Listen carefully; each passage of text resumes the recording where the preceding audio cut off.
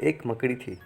उसने आराम से रहने के लिए एक शानदार जाल बनाने का विचार किया और सोचा कि इस जाले में खूब कीड़े और जो है मक्खियाँ फंसेंगी और मैं उसे आराम से खाऊंगी, उसे आहार बनाऊंगी, मज़े से रहूंगी, मज़े से जीऊंगी। उसने कमरे के कोने को पसंद किया और वहाँ जाल यानी जाला बनाना शुरू कर दिया। कुछ देर बाद आधा जाला बन चुका था।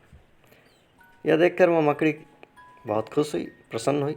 फिर तभी अचानक उसकी नज़र एक बिल्ली पर पड़ी जो उसे देखकर हंस रही थी। मकड़ी को बड़ा ही गुस्सा आया और वह बोली कि हंस क्यों रहे हो बिल्ली?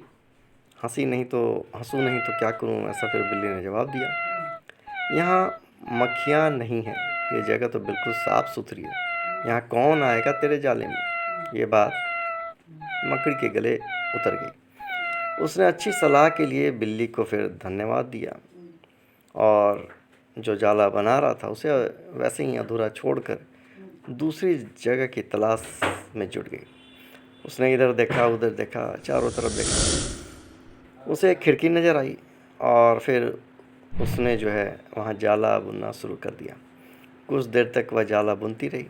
तभी एक चिड़िया आई और फिर मकड़ी का उपहास करने लगी और बोली, अरे मकड़ी, तू भी कितनी बेवकूफ़ है, क्यों ऐसा? फिर मकड़ी ने जो है पूछा चिड़िया से।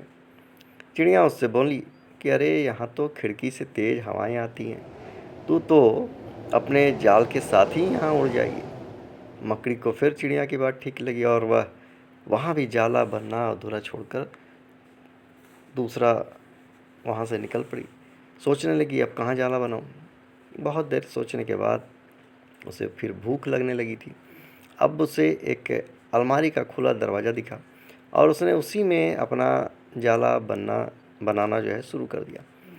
कुछ जाला बुना ही था तभी उसे एक तेलचट्टा नज़र आया। उसने कहा कि ये क्या कर रही हो? मकड़ी ने पूछा, इस तरह क्यों देख रहे हो? क्या पूछ रहे हो? तिलचट्टा बोला, अरे यहाँ कहाँ जाला बुनने आ गई तू? बेकार की अलमारी है, अभी ये यहाँ पड़ी है, कुछ दिनों बाद इसे फिर बेच दिया जाएगा, कहीं फेंक दिया जाएगा और तुम्हारी सारी मेहनत बेकार चली जाएगी। यह सुनकर मकड़ी ने फिर वहाँ से हटना ही बेहतर समझा। वहाँ का जाला छोड़कर फिर आगे दूसरे जगह को ढूंढने लगी। बार बार प्रयास करने से वह काफ़ी थक चुकी थी और उसके अंदर जाला बुनने की ताकत अब शेष नहीं रही थी। भूख की वजह से वह परेशान थी। उसे पछतावा हो रहा था कि अगर पहले ही जाला बुन लेती तो अच्छा रहता, पर अब वह कुछ नहीं कर सकती थी। उसकी हालत खस्ता हो गई थी, ठीक नहीं थी। जब जब फिर मकड़ी को लगा कि अब कुछ नहीं हो सकता तो उसने पास से गुजर रही चींटी से मदद करने का आग्रह किया।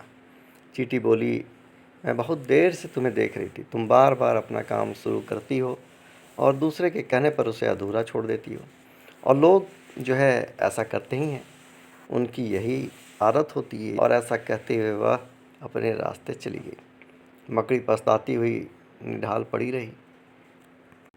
तो मित्रों, ये कहानी बिल्कुल हम मनुष्यों पर फिट बैठती है।